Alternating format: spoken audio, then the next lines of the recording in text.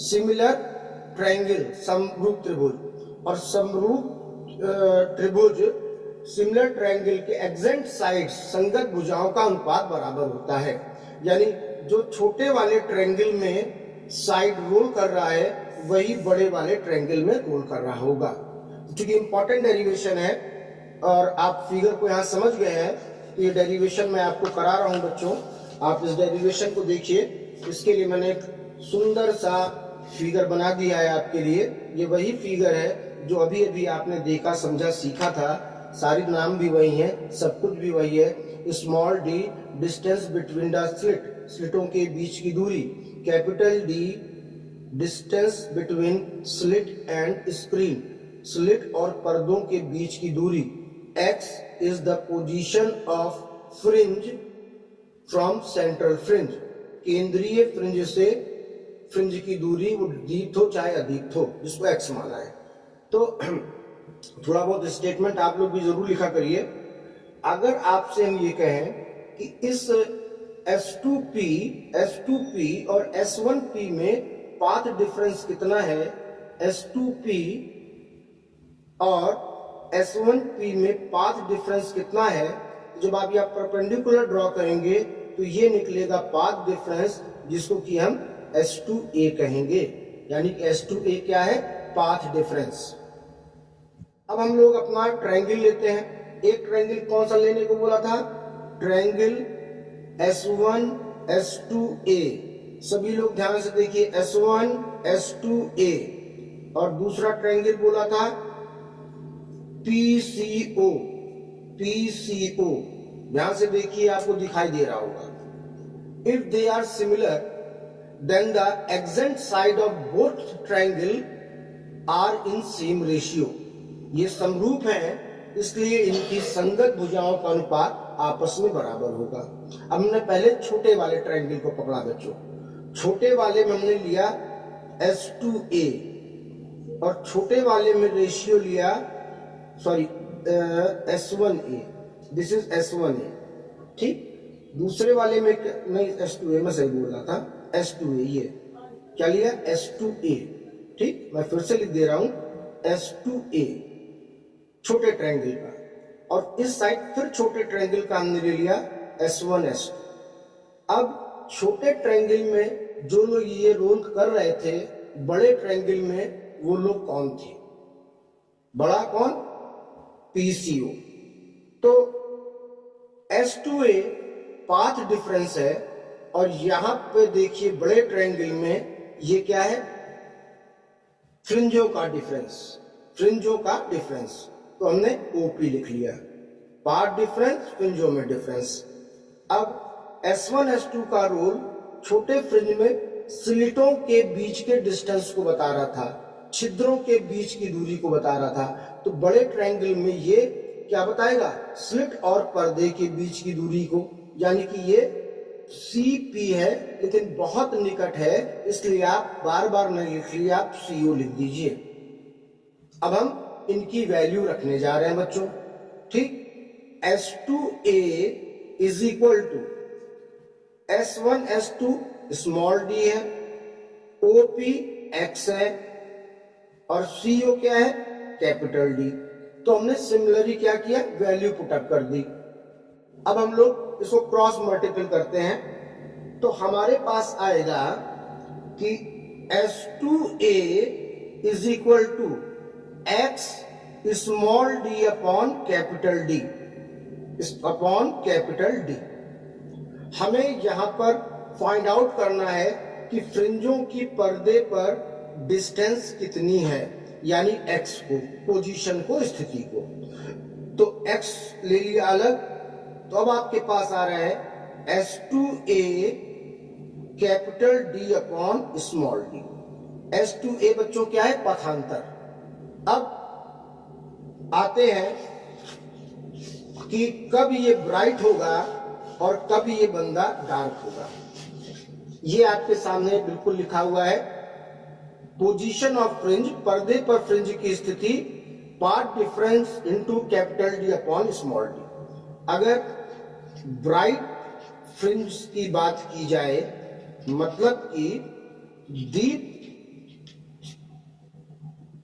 दीप्त फ्रिंज की बात करें तो जाहिर बात है दीप्त फ्रिंज में पाथ डिफरेंस लैम्डा होता है, क्योंकि या तो क्रस्ट मिल रहा होगा या ट्रफ मिल रहा होगा, क्योंकि श्रिंग मिल रहा होगा, गर्द मिल रहा होगा, और उनके बीच की दूरी जो है वो लैम्डा होती सिखा चुका हूं। तो हमने अब लिखा x is equal to path difference कितना है भाई, क्योंकि आप ब्राइट फ्रिंज की बात कर रहे हो तो आप यहां पर लिखोगे S2 is equal to A capital D upon small d। अब ये कौन सी फ्रिंज थी भाई, पहली, दूसरी, तीसरी, चौथी, पांचवी?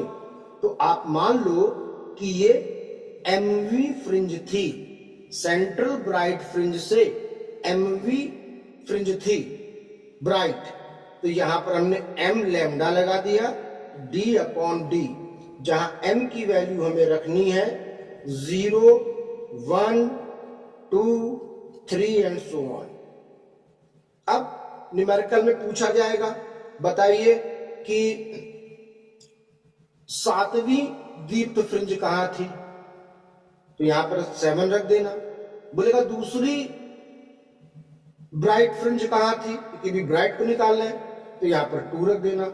0 हमेशा सेंट्रल का होगा, केंद्रीय ब्राइट फ्रिंज का होगा, सेंट्रल ब्राइट फ्रिंज का होगा, ठीक है। बाकी पांचवी, तीसरी, चौथी, पांचवी, सातवीं, आठवीं, 10वीं, 12वीं जो पूछे वो आप एम रख दीजिए, कैलकुलेट कर लीजिए, आपका पोजीशन आ जाएगा ब्राइट फ्रिंज का स्क्रीन पर। तो पूछा जा रहा है कि बताइए ये जो डार्क ब्राइट फ्रिंज बन रहे हैं इनकी चौड़ाई कितनी है। क्योंकि यहाँ डार्क और ब्राइट सबकी विड्थ चौड़ाई इक्वल होगी, ठीक है, इसलिए देखिए इसको हम कैसे कर रहे हैं, हम इसको कैसे कर रहे हैं इस पर आप ध्यान दें।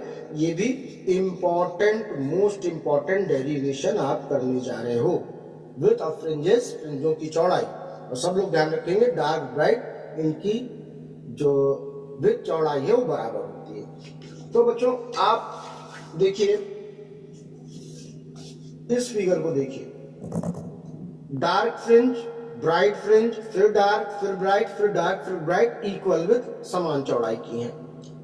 अगर मान लो इसको हम, इसके जो पहले ब्राइट थी उसको हम XM मान लें, या इनको हम XM मान लें इनको, तो दूसरी को क्या मानना पड़ेगा, XM+1। कॉमन सेंस की बात है, अगर ये M है तो ये M+1 है।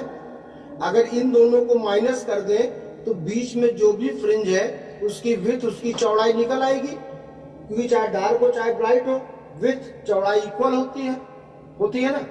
तो चलिए मान लीजिए ये हम XM ब्राइट के लिए निकाल रहे हैं, तो अभी सिखाया था M lambda capital D upon D, अभी सिखाया है।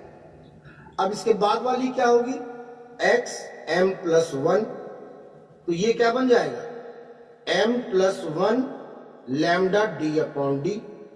इन दोनों को आप माइनस करिए तो बीच में जो है उसकी चौड़ाई आ जाएगी, और चौड़ाई डार्क ब्राइट सबकी बराबर होती है, सो हम भी वही काम करने जा रहे हैं।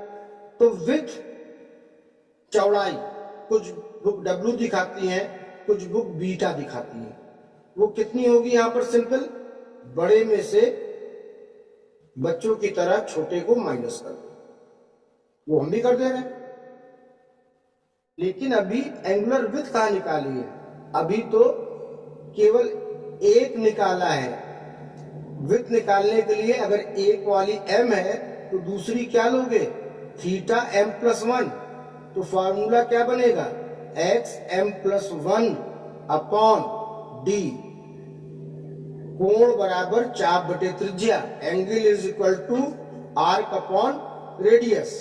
XM का फार्मूला सारे बच्चों को मालूम है, अभी भी सिखाया था, M+1 हो गया M की जगह, lambda capital D upon small d upon D, D और D कैंसिल, क्या बचा ये आपके पास, ये आपके पास बचा M+1 lambda upon small d।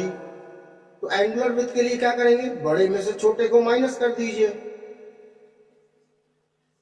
दीजिए, ये काम आपको करना है आज ही, और इसी जो भी वीडियो मिलेगा आपको उसके कमेंट में आप इसका आंसर लिख कर देंगे, जो कि अगर आप सही होंगे, सच्चे होंगे, तो आप समझ रहे होंगे कि ये कितना आएगा। लैम्डा अपॉन डी हिंट दे रहा हूं, पर सॉल्व करके आप कमेंट में, ग्रुप पर नहीं, जो साइट भेज रहा हूं उस पर डालेंगे।